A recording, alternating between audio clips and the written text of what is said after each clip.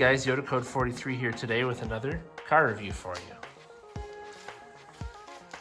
Today I've got the chance to check out this 2004 Mercedes S600. Give you some basic specs of the car. It's a 5.5 liter V12 single overhead cam twin turbo, 493 horsepower, 590 pound-feet of torque. Curb weight around 4,600 pounds, give or take a little bit, maybe depending on equipment. Typical competition would be Audi S8, BMW 750 of the time period. And then from the Americans, at least as far as features are concerned, you'd be talking Cadillac DTS DHS. And from the Japanese, the most similar looking and feeling car would be a Lexus LS 400 or 430 at that time. This color is called Black Opal Pearl, but I've been told by the owner it looks maybe a couple of shades lighter than the actual color, because this car lived a southern state life for a while. So it's maybe taken a little bit of fade, but it's gorgeous in person. From here it looks blue. When you're up close to it, it looks a bit green. I don't know if maybe that's from the walls, who knows? But it's stunning. It's got proper monoblock wheels on it. I've been told they're rear spec wheels all the way around. What, 18 by 9.5? 18 by 9.5 on all four corners. Nice tint matched windows all the way around. Probably also from being a southern state car. Leaves on the ground, don't mind that. The V12 badging down the sides is very cool. It's very classy. It's my first time checking one of these out up close, and I'm glad I'm having a chance to. So then up front here, you can see there's kind of a different part of the grille here that's reflective when you look at it up close, but it's disguised very well to look like the grille. And behind it lives the module that does an early form of radar cruise control and collision avoidance. Also wanted to just check out the hood ornament a little bit up close. This is typical of Mercedes cars throughout at least the 80s and 90s and 2000s, but they have the Mercedes-Benz wreath around the base of the hood ornament, and it's supposed to have blue paint. Now, I had a couple of older Mercedes myself that blue paint was worn away, and the badges are pretty expensive to replace. I've been told the official name of the technology for the radar control is called Distronic. And it's pretty touchy for being, well, I mean, it's old technology on this car. This car is approaching 17 years old very quickly here.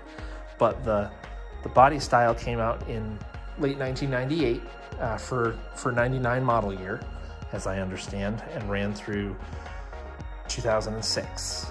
Walk around the back side and check that out.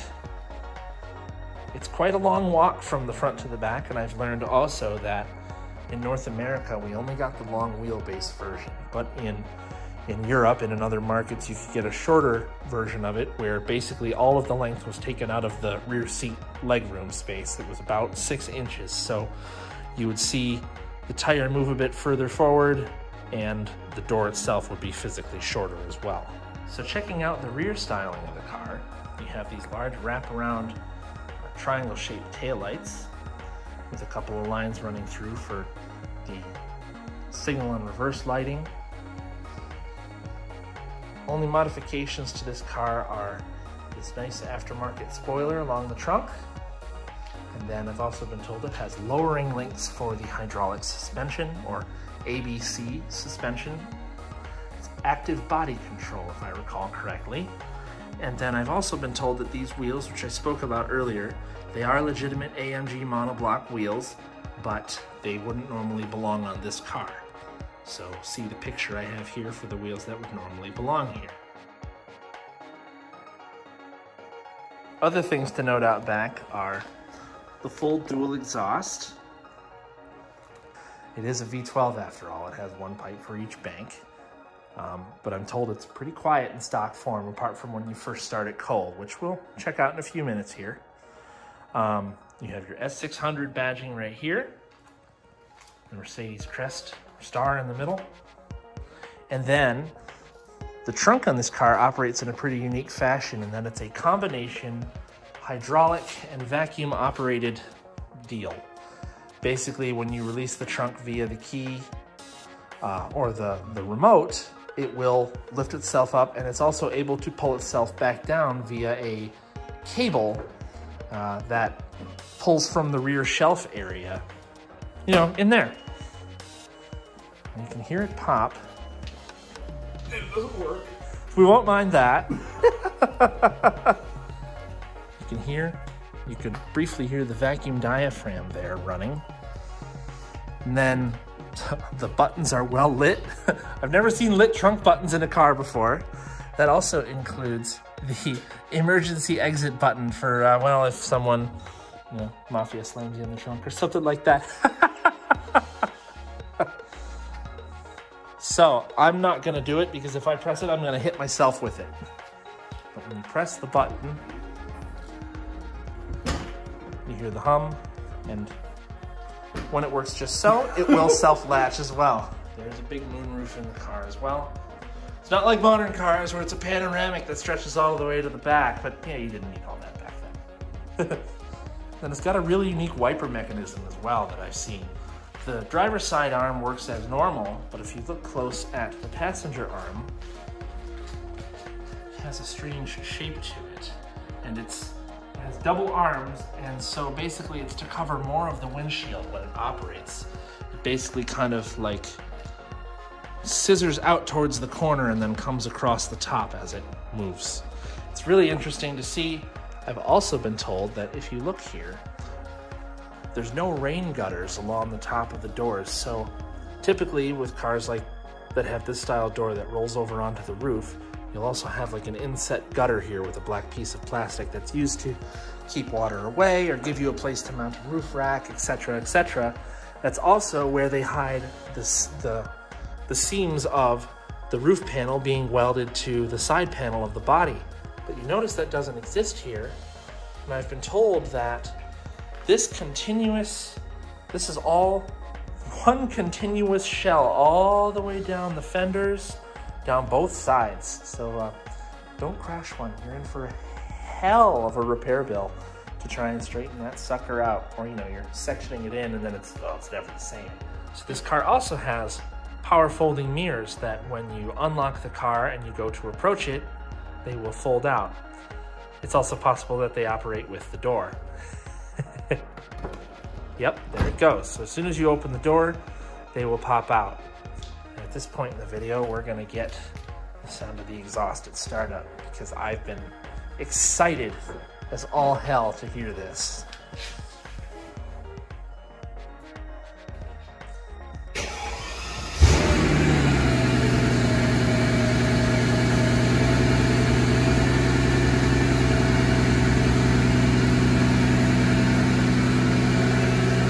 Quieter than I thought it would be.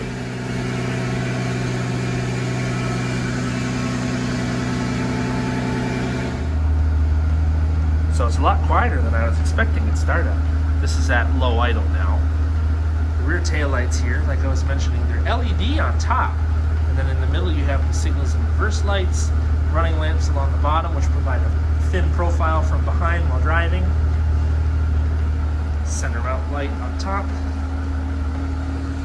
Now we're gonna go check out under the hood.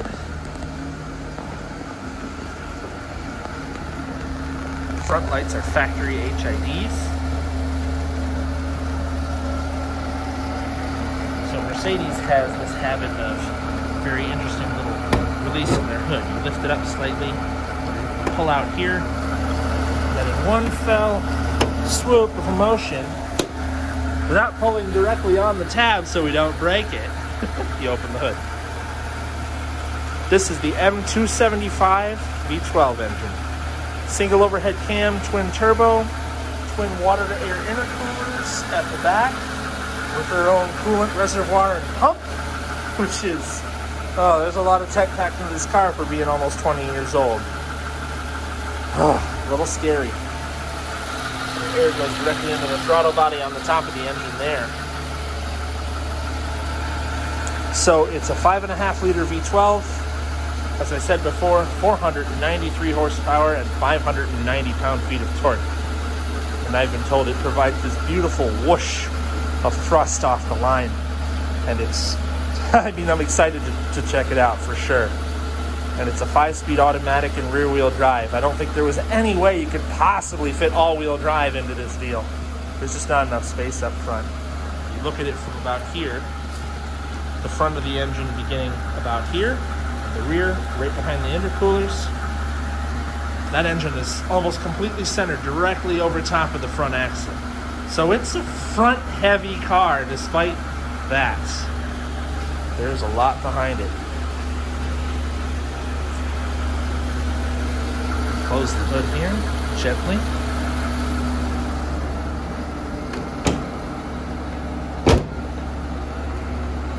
All right, so moving on to the interior. We're gonna start with the doors. First thing is, they have keyless entry. So you touch the inside of the handle and the doors unlock. That's pretty trick for 2004. But the biggest thing I wanna point out is, yes, the sound of the doors, but more importantly, watch and listen. They are soft closing doors. And this was a popular thing with like the top level models around this time, and I know it's still a thing today. Looks like the keyless entry works from all 4 doors, which is pretty sweet too. You closed it too hard. Really? Oh. You are correct, sir. Soft closing doors in 2004. That's pretty sweet. And then on the outside, I mean, yeah, you have the ability to use a key, but where is said key? Is it hidden in here? Oh, okay, so it does. So the key does have a hard key hidden in it. And then this is the lock button on the outside. The keyhole thing, Battery's dead. Right? All right, so we're moving on to the interior. There is a lot to cover. I'm gonna try and do it as swiftly and succinctly as possible. So we're gonna start with the door, front door. They have this nice ruched leather pattern on the sides here. There are airbags in every door for side impact. Pretty awesome for the time. So, seat controls in most Mercedes that I've ever seen are here up on the doors. You have your standard movements. Granted, these are probably 10-way power seats, I think. You can move everything. You can move the headrest up and down, the backrest obviously, the butt in any direction, and then that looks like thigh support. Yeah, so you can shift that around as well. The mirror controls are pretty standard. This is your power folding mirror buttons here. Memory controls in this car as well for up to 3 drivers, and then you have 3 levels each of heated and cooled seats. Down below, which was the strangest thing to me when I opened the door, is where the window controls are. They're way down here, like next to your knee while you're driving. Your window lock here, you slide back and forth, and then this is your trunk release, well, trunk open and close.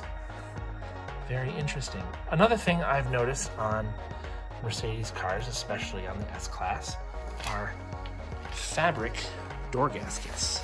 They're usually coated in fabric that matches the color of the interior of the car so that you're not seeing plain black rubber, or, you know, the paint color of the car from the inside is completely blocked off to you because the door is trimmed all the way around in plastic that matches the interior color of the car. Or, well, in some cases, probably leather, honestly.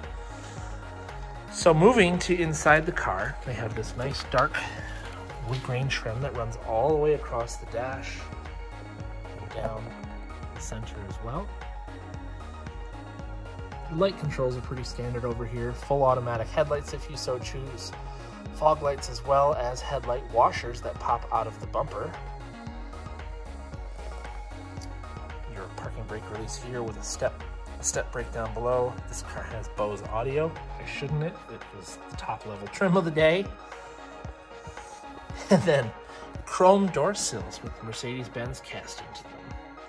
Pretty cool. So, the seats are perforated leather, obviously for the ventilation, the air-conditioned or cooled seats. And it's gray to black colored in here. I'd call it like dark gray, honestly. So now, I also want to point out that these seats are not only heated and cooled, as I mentioned, but they are also massage.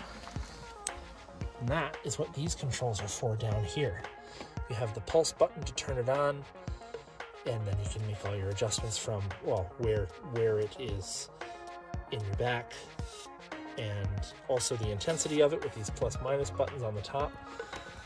And then down here you have this button for dynamic, and I've been told that the deal is when you go around a corner in a sporting fashion, the bolsters will pump up in order to hold you in the seat more firmly. I think that's pretty cool. I also noticed there's a drawer under the seats. Kind of a German car thing. I've had a couple of cars with it. It's pretty cool to stow certain items in. Oh my God, these seats are awesome. This is my first time sitting on it. It is as cushy as a Buick in here. Yeah, Cadillac, I guess, too. Buick, Cadillac, sure. Comfy American seats, yeah, that's what these are. But they hold you. It's awesome. So, I'm not as tall as you. I'm way far away from the pedals. Oh, man. There are a lot of things going on in here, and I'm going to do my best to explain them. So we're going to start with the buttons that run along the top here near the climate control vents. And so on the left here, you have the button that will control the rear window shade. So it will pop up from the rear shelf and cover the back window to provide extra shade to those passengers. You have your park assist off button, and you have this button that says ABC Sport. Earlier on, I mentioned active body control, which is the hydraulic suspension system for this car. And ABC Sport effectively lowers the car slightly and firms it up in such a way that when you corner with it off, the car will corner like normal, and it will lean away from the corner like a normal car will. It will have body roll. But when you have it in sport mode, it will pump up the side of the car that is leaning into the corner to help it corner in a level fashion. And I'm imagining once I experience it, it's going to be the weirdest feeling in the world. That combined with the dynamic mode on the seat, holding you into the seat, it's going to feel like a freaking sports car. Again, this thing's 4,600 pounds. Next to that, you have a height adjustment, which I was told has 2 different heights for the suspension. And you have your lock and unlock buttons on either side, independent buttons on either side of the hazard light switch. Your traction / stability control, which is your ESP button right here. The next button over, this one right here, is to fold down the headrests of the rear seats so you can see with a clear path out the rear window of the car. And then the last one here, we believe, is for, well, probably a tow mode. And I see that it says off on it, and it looks like it has a tow hook, like a tow truck for towing from the back of the car. Not entirely sure. I'll look it up and make sure I add that in here as well. So next, we will turn the key on so we can see dashboard light up and talk about all the things going on with the radio and whatnot in the center. I think this is just accessory on, and that's fine. So the gauge cluster has a sort of simulated floating needle look. The speedometer needle actually runs along a track just inboard of the kilometer speed indication here. And you can see it doesn't actually connect to anything in the middle because there's a screen here. Pretty interesting. Otherwise, nothing really of note. It shows your temperature, your mileage, and probably some other various information that you can cycle through in the screen. And then, yeah, I mean, you have your tach, your speedo, your fuel level, and your coolant temperature. Though I think it only has an oil pressure light, not an oil pressure gauge, which is crazy for a car with as insane of an engine as this has. All of the backlighting for the switches, you can't see it well here, but you can down here, is orange, which I'm a fan of. It's actually the same in my Taurus. It has orange backlighting for things. Interesting for the early 90s in the case of my car. But This car is equipped with navigation from 2004. Here it is 2021, but apparently the system still works pretty well. Takes a moment to boot up when you first turn on the car, but yeah, I mean, the screen is nice and clear. It seems to be a pretty decent resolution. So you have your various buttons over here to get through your different modes, your satellite radio if you had it at the time, your audio settings, all that. Then you have your power and volume knob on the left, and on the right you have your buttons for punching in a station manually, or if you were to use the phone system in this car, you can dial it through here as well. This car would have been equipped with a telephone assist, tele-aid, so telephone aid system. It's like an OnStar. It's got an SOS button. Ah, so that would also work through the phone that is connected to the car. So if you crash, you don't have to call them. Got it. Got it. Pretty smart car for its time. You have your CD controls along the bottom here. And then your climate control, it is an automatic climate control. It is dual zone. Well, actually, technically it's triple zone because the rear seats also have their own climate control that's automatic like this as well. This looks like it also has filtration for the air, like a special air filtration system. Purification system, that's the right word. And then the glove box is lockable, but it has a very interesting button release. That's okay. We don't have to look at that. Just wanted to point out how it works because it's cool. The engine starts. Oh, that's cool. So it's push button start, but can you actually start it with the key? Okay, so it has two ways to be started, either by turning the key in the ignition as per a normal car, or you feel like you're in a jet fighter. Your go button, your engine stop start, is on top of the shifter. Man, that's cool. Keyless go, okay. That's really awesome. You have a nice large change drawer / ashtray and power outlet / cigarette lighter at the bottom here. A lot of people who drove these cars were smokers back in the day. Down below, you have the automatic shifter for the 5-speed, which looks like it has a comfort and sport mode for the shifting tuning. Is that a passenger airbag off button? Or is that, oh, it's just an indicator. Yeah, that's what it is. So to the left of the shifter here, you have the Distronic sensitivity adjustment knob, and also your rear park assist alarm, basically, to turn on and off the sound, is what I've understood. And then, I've been told, if you look in the rearview mirror with the car turned, well, with the key turned to on, that's where we are now, keys turned on, but if it will let me shift into reverse, we will see if it will without the engine running.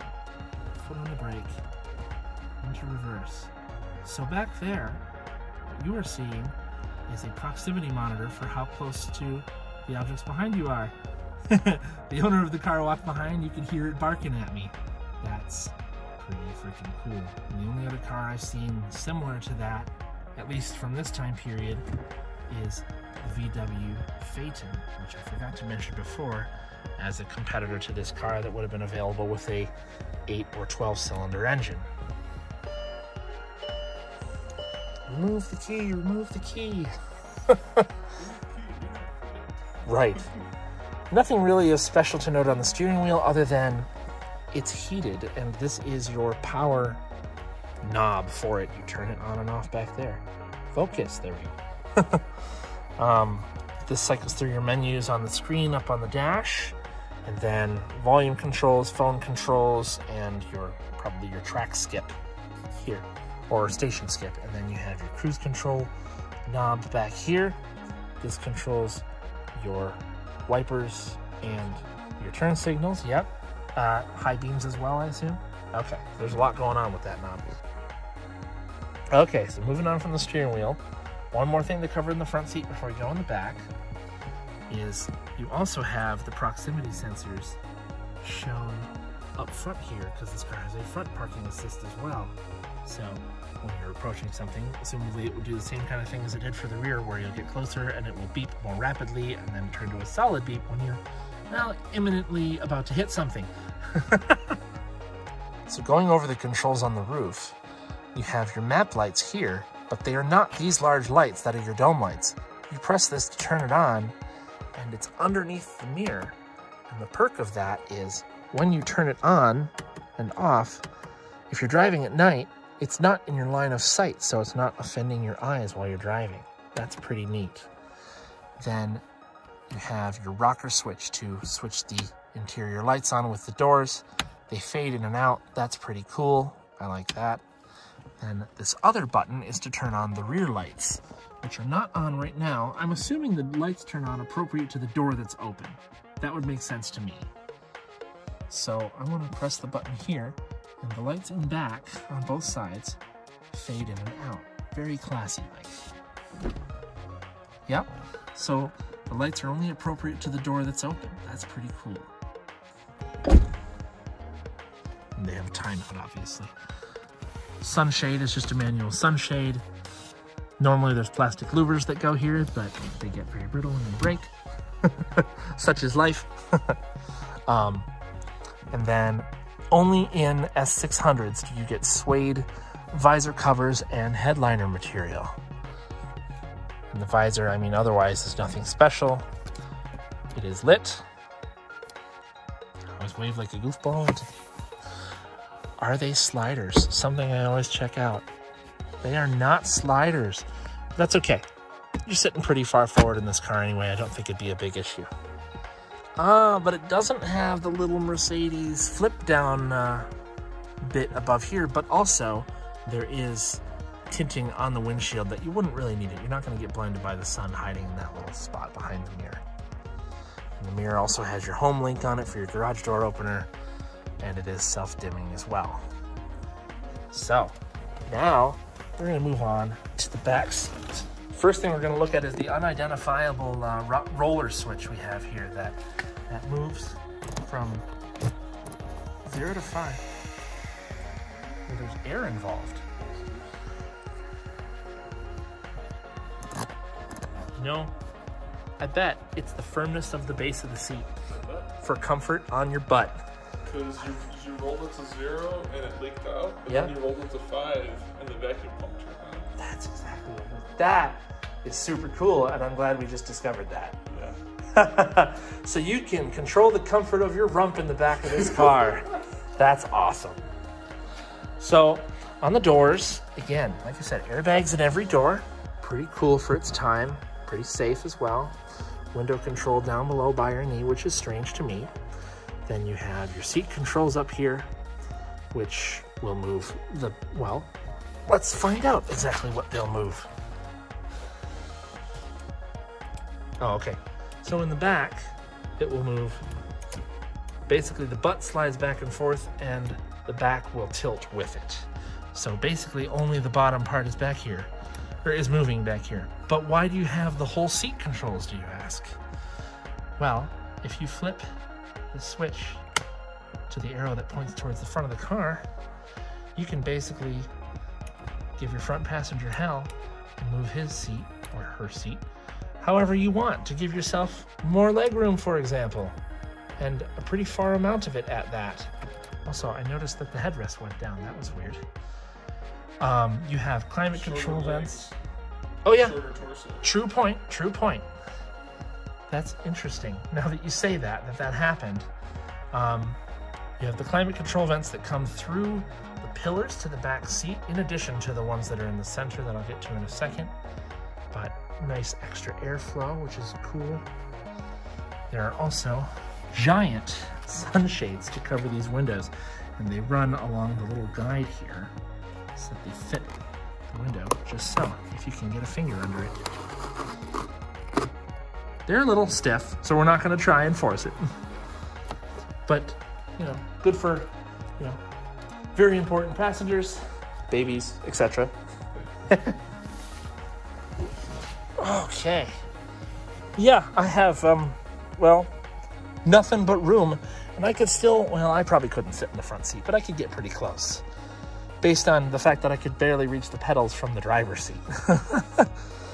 So, like I said, there is automatic climate control. I think it's actually dual zone back here too. I think this is a temperature switch for one side. That's wild. That's okay. Not a big deal. Seat back storage on both sides. That are also leather, of course. Ultimate luxury in here. And you have soft retracting handles with your coat hangers back here. Then you have, these are your map/visor lights. These are the lights that come on with the car when the rear door is open. You can see the front lights are not on. These are your map lights and also your vanity mirror light, because you got a vanity mirror in the back seat of this car. Got to look your best when you go into your, well, your high-paying job. It's going to be my corniest video ever, and I'm cool with it. Ah, there is so much space back here. These are those rear park sensors I was mentioning before, and it looks like there's actually a headrest for the middle seat as well, if you wanted it to be up. Yeah, that's okay. I don't need to do that. Geez, you ever open the rear armrest? Has its own pop-out, kind of cheap and chintzy cup holders, if we're honest. Those might hold a Dixie cup. Yeah, gin and tonic, right. That's what you're drinking in the back seat of this. I like the textured leather on the front armrest as well. And I forgot to note of that it opens in 2 directions.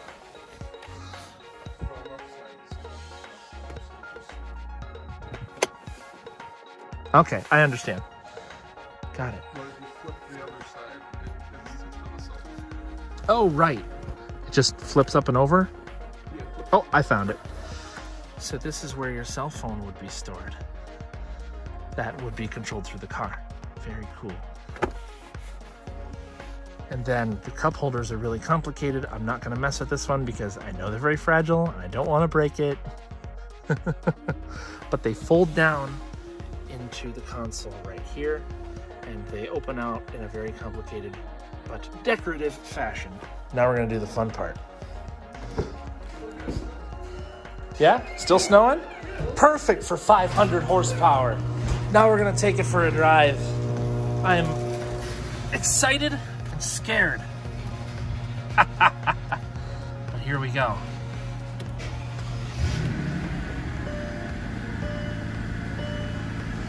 The tachometer is also really interesting because it moves down as you accelerate.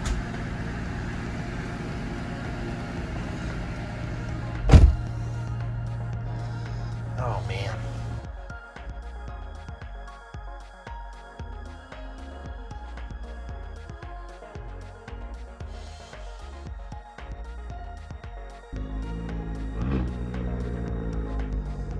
So the guy whose Mercedes I just got to drive also has a very rowdy little pocket rocket, a Barth, like I drove a little while ago. Get to see shortly. Love how rowdy they sound.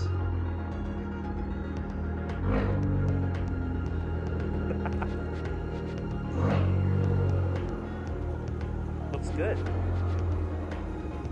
We did get to go for a short drive in the Mercedes, but there's snow on the roads and he has bald summer tires on it, and it wouldn't have made any sense to try and drive it with any sort of brute force.